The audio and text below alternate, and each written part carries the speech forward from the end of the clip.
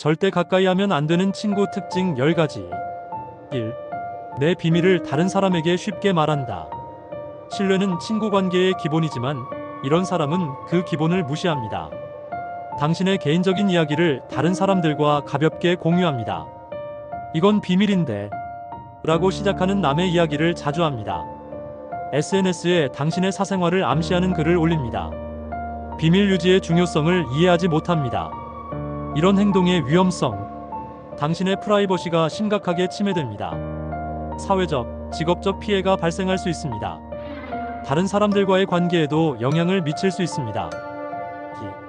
나의 불행을 보며 은근히 기뻐한다. 당신의 불행을 은근히 즐기는 모습을 보이는 사람. 당신의 실패나 어려움에 대해 안타깝다면서 미소를 감추지 못합니다. 당신의 불행한 소식을 다른 사람들에게 전하는 것을 즐깁니다. 위로하는 척하면서 상처를 더 파고듭니다. 비교하면서 자신의 우월감을 느끼려 합니다. 이런 태도의 문제점, 당신의 자존감을 낮출 수 있습니다. 정서적 안정을 해칠 수 있습니다. 진정한 위로와 지지를 받을 수 없습니다. 3. 돈을 빌려가고 갚지 않으려 한다. 돈 문제는 관계를 망치는 가장 확실한 방법 중 하나입니다. 빌린 돈을 갚지 않으려고 다양한 변명을 합니다. 갚기로 한 날짜를 계속 미룹니다. 돈을 갚지 않으면서도 다른 곳에서는 씀씀이가 큽니다. 독촉하면 오히려 당신을 나쁜 사람처럼 만듭니다. 주의해야 할 패턴. 처음에는 적은 금액으로 시작합니다. 점점 금액이 커지는 경향이 있습니다. 갚을 의지가 전혀 보이지 않습니다. 4. 항상 도움만 요청하고 베풀 줄 모른다. 도움을 요청할 때만 나타나는 사람의 특징. 자신이 필요할 때만 연락합니다. 당신의 도움은 당연하게 생각합니다. 본인이 도움을 줘야 할 때는 항상 바쁩니다. 감사의 표현이 전혀 없습니다. 이런 관계의 문제점. 정서적 소진을 일으킵니다. 일방적인 희생만 강요됩니다. 진정한 우정이 형성될 수 없습니다. 5. 내 친구들과의 관계를 이간질한다. 친구들 사이를 이간질하는 사람의 행동 패턴. 친구들 사이에 오해를 조장합니다. A에게는 B의 험담을, B에게는 A 험담을 합니다. 의도적으로 갈등을 만들어냅니다. 문제가 생기면 자신은 발을 빼버립니다. 이런 행동의 위험성. 오랜 친구 관계가 무너질 수 있습니다.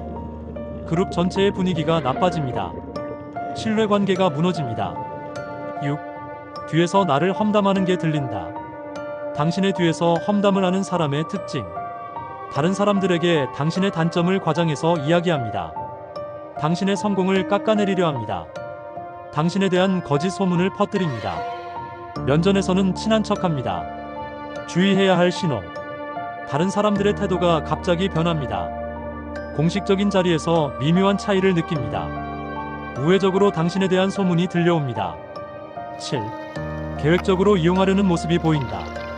당신을 자신의 이익을 위한 도구로 보는 사람. 장기적인 관점에서 당신을 이용할 계획을 세웁니다. 친밀감을 가장해 접근합니다. 당신의 인맥, 능력, 재력을 파악하려 합니다. 점진적으로 요구사항을 늘립니다. 경계해야 할 패턴. 지나치게 빠른 친밀감 형성. 당신의 개인정보에 대한 과도한 관심. 은근한 부탁이 잦아짐. 8. 내 약점을 알게 되면 슬쩍 꼬집는다. 당신의 약점을 알게 되면 이를 이용하는 사람. 장난처럼 당신의 약점을 건드립니다. 다른 사람들 앞에서 당신의 약점을 슬쩍 언급합니다. 약점을 통해 당신을 조종하려 합니다. 당신이 민감해하는 주제를 일부러 꺼냅니다. 이런 행동의 의도. 심리적 우위를 점하려는 것. 당신을 통제하려는 것. 자신의 불안감을 투사하는 것. 9. 성공하면 연락 두절, 힘들면 찾아온다. 상황에 따라 태도가 극단적으로 변하는 사람. 당신이 성공하면 연락을 끊습니다. 자신이 어려울 때만 찾아옵니다.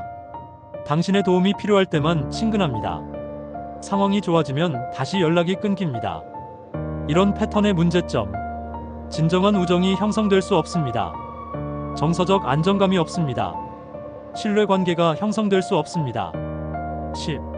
모든 잘못을 남 탓으로 돌린다. 모든 문제를 남의 탓으로 돌리는 사람. 자신의 실수를 절대 인정하지 않습니다. 항상 환경이나 다른 사람을 탓합니다. 문제 해결에 전혀 도움이 되지 않습니다. 피해자 역할을 자주 합니다. 이런 성향의 위험성, 함께 일하거나 프로젝트를 진행하기 어렵습니다. 관계가 발전할 수 없습니다. 같이 있으면 스트레스가 쌓입니다. 건강한 거리두기의 방법을 알아봅니다. 이런 사람들과 관계를 정리할 때 주의할 점: 점진적인 거리두기, 갑작스러운 단절은 피합니다. 자연스럽게 접점을 줄여갑니다. 필요한 경우 정중하게 거절합니다. 명확한 경계 설정, 자신의 선을 분명히 합니다. 노라고 말하는 것을 두려워하지 않습니다. 정중하지만 단호하게 대응합니다. 감정적 대응 자제, 감정적 대립은 피합니다. 객관적이고 차분한 태도를 유지합니다. 필요한 경우 전문가의 도움을 받습니다. 이런 친구와는 적당한 거리두기가 필요하다는 말은 매우 중요한 의미를 담고 있습니다. 건강한 인간관계를 위해서는 독성 관계를 빨리 인지하고 대처해야 합니다. 자신의 가치와 존엄성을 지켜야 합니다. 진정한 친구와 독성 친구를 구분할 줄 알아야 합니다. 필요한 경우 관계를 정리할 용기도 필요합니다. 마지막으로 이런 경험을 통해 자신도 더 나은 친구가 되기 위해 노력하는 것이 중요합니다. 건강한 관계는 상호 존중과 신뢰를 기반으로 할 때 가능하기 때문입니다.